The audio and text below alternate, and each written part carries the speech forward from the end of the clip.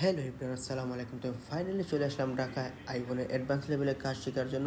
তো আজকে সকাল সকাল বাসা থেকে বেরিয়ে পড়লাম যমুনা ফিউচার পার্কের উদ্দেশ্যে। যেহেতু আমি যমুনা ফিউচার পার্কে কাজ শিখবো, বাসা থেকে বের হয়ে চলে আসলাম এয়ারপোর্টের সামনে। যেহেতু আমার বাসাটা এয়ারপোর্টের সামনেই ছিল, তো এখান থেকে একটি মাইক্রোতে উঠে চলে যাবো যমুনা ফিউচার পার্কের উদ্দেশ্যে।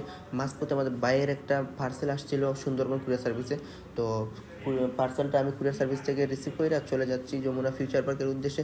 তো এখন হেঁটে হেঁটে চলে যাব, কারণ পাশেই সুন্দরবনের পাশেই যমুনা ফিউচার পার্ক।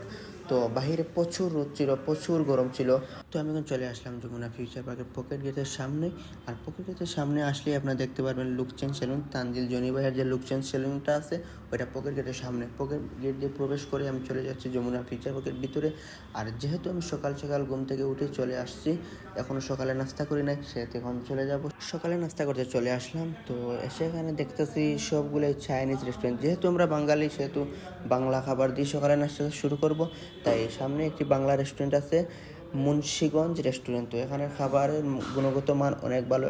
এখান থেকে নাস্তা করে চলে যাচ্ছি আমার দোকানের উদ্দেশ্যে। আমাদের শোরুম লোকেশনটা হচ্ছে যমুনা ফিউচার পার্কের 4র্থ তলায় নোকিয়া শোরুমের সামনে গুগল পিক্সেল শোরুম। তো আমি ফাইনালি চলে আসলাম আমার দোকানে।